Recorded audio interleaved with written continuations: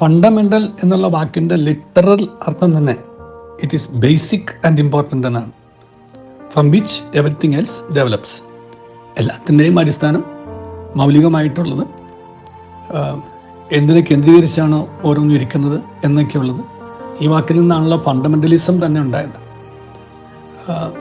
അപ്പം ഈ മൗലിക ഉത്തരവാദിത്തങ്ങൾ എന്തുമാത്രം ഫണ്ടമെൻ്റൽ ആണ് നമ്മുടെ ഓരോരുത്തരെയും ജീവിതത്തെ സംബന്ധിച്ചിടത്തോളം, പ്രത്യേകിച്ച് പബ്ലിക് ലൈഫ്, പൊതുജീവിതത്തെ സംബന്ധിച്ചിടത്തോളം, സിവിക് ലൈഫിനെ സംബന്ധിച്ചിടത്തോളം എന്തുമാത്രം പ്രധാനപ്പെട്ടതാണ് എന്ന് സൂചിപ്പിക്കാൻ വേണ്ടിയാണ് ഞാൻ ഈ ഫണ്ടമെൻ്റൽ ഡ്യൂട്ടി എന്താണ് എന്ന് സൂചിപ്പിച്ചുകൊണ്ടിരിക്കുന്നത്. ഇന്ന് നമ്മൾ ചിന്തിക്കുന്ന ഫണ്ടമെൻ്റൽ ഡ്യൂട്ടി എന്ന് പറയുന്നത് to value and preserve the rich heritage of our composite culture എന്നുള്ളതാണ്. ഒരുപാട് അർത്ഥങ്ങളുണ്ട് ഇതിനകത്ത്. എന്നിരുന്നാൽ പോലും നമ്മുടെ കോമ്പോസിറ്റ് കൾച്ചർ എല്ലാത്തിനെയും ഉൾക്കൊള്ളുന്ന ഒരു കൾച്ചറായിരുന്നു. ഒന്നിനെയും പുറന്തള്ളുന്ന കൾച്ചറല്ല, ഇൻക്ലൂസിവിറ്റി ആയിരുന്നു ഈ കോമ്പോസിറ്റ് കൾച്ചറിൻ്റെ ഏറ്റവും വലിയ പ്രത്യേകത. രണ്ടാമത്തെ ഒരു ആവാസ വ്യവസ്ഥിതിയായിരുന്നു കോമ്പോസിറ്റ് കൾച്ചറിൻ്റെ വേറൊരു പ്രത്യേകത. ആവാസ വ്യവസ്ഥിതി എന്ന് പറയുമ്പോൾ അതിനകത്ത് മനുഷ്യർ മാത്രമല്ല, ജീവജാലങ്ങളും പ്രകൃതി മുഴുവനും ഉണ്ടായിരുന്നു. അതിനെല്ലാവരും ഉൾപ്പെടുന്നത്. മൂന്നാമത്തെ പ്രത്യേകത എൻ്റെ മനസ്സിൽ തോന്നിയിട്ടുള്ളത്, നമ്മൾ പറയുന്ന ഈ വസുദൈവ കുടുംബകം എന്ന് പറയുന്നതും ലോക സമസ്ത സുഖിനോ ഭവന്തു എന്ന് പറയുന്നതും അവരുടെ ഇടയിൽ മുട്ടുപാട് ഉള്ളവരാരും ഉണ്ടായിരുന്നില്ല, എന്തെന്നാൽ അവരെല്ലാവരും എല്ലാം തങ്ങൾക്കുള്ളവ പൊതുവായി കരുതിയിരുന്നു എന്ന് പറയുന്നതെല്ലാം ഈ കൾച്ചറിൻ്റെ ഭാഗം തന്നെയായിരുന്നു. കാരണം ആർക്കും ഈ ലോകത്ത് ദുഃഖം ഉണ്ടാവാൻ പാടില്ല.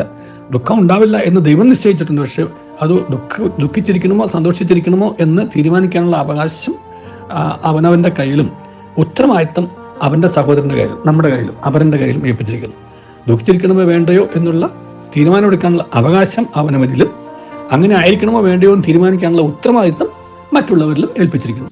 അപ്പോൾ ആ ഉത്തരവാദിത്തം നാം നന്നായി നിർവഹിക്കുകയാണ് എന്നുണ്ടെങ്കിൽ ഈ ലോകത്ത് ആർക്കും ദുഃഖം ഉണ്ടാവില്ല, സമസ്ത ജീവജാലങ്ങൾക്കും ദുഃഖം ഉണ്ടാവില്ല, പ്രകൃതിയിലും വലിയ സന്തുലിതാവസ്ഥയുണ്ടാവും. പക്ഷേ നമ്മുടെ ആരുടെയൊക്കെയോ ആർത്തിയും, നമ്മുടെ ആരുടെയൊക്കെയോ സ്വാർത്ഥതയും, നമ്മുടെ ആരുടെയൊക്കെയോ അഹന്തയും എല്ലാം നമ്മെ ഒരുമാതിരി നമ്മുടെ തന്നെ മാളങ്ങളിലേക്ക് ചുരുങ്ങുവാനും, അവരെന്നെ എന്ത് സംഭവിച്ചാലും എൻ്റെ മണ്ണും എൻ്റെ പെണ്ണും സുരക്ഷിതമാണ്, സ്വസ്ഥമാണ്.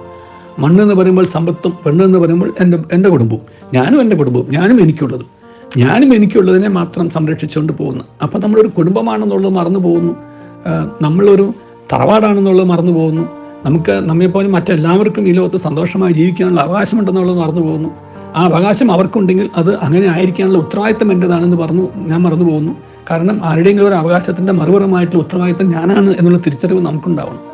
ആ തിരിച്ചറിവ് നമുക്കുണ്ടാകുമ്പോൾ മാത്രമേ അവരുടെ സന്തോഷത്തിൻ്റെ ഉത്തരവാദിത്തത്തിൻ്റെ താക്കോൽ എൻ്റെ കയ്യിലാണെന്നുള്ള ആ ഒരു ബോധ്യം ഉണ്ടാവുകയുള്ളൂ. അങ്ങനെ വരുമ്പോൾ മാത്രമേ ഇത് എൻ്റേതല്ല നമ്മുടേതാണ്, ഇത് ഞാനല്ല നാമാണ്, ഇത് എനിക്കുള്ളതല്ല നമുക്കുള്ളതാണ് എന്നുള്ള ആ ഒരു ചിന്തയിലേക്ക് നാം വളരുകയുള്ളൂ.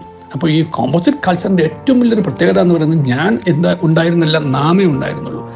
നാം ആ ചിന്തയിലേക്ക് നാം വരുമ്പോൾ നമുക്ക് നമ്മുടെ മറ്റുള്ളവരെ കുറിച്ചുള്ള നമ്മൾ ഇന്നലെ ചിന്തിച്ച മാതിരി കൺസേൺ വരും, ഒരു ആകുലത വരും, ഒരു ആശങ്ക വരും, ഒരു ചിന്ത വരും, ഒരു വേദന വരും, ഒരു നൊമ്പരം വരും, ഒരു ആർദ്രത വരും, ഒരു നമ്മുടെ കണ്ണ് സ്വല്പം നനയും.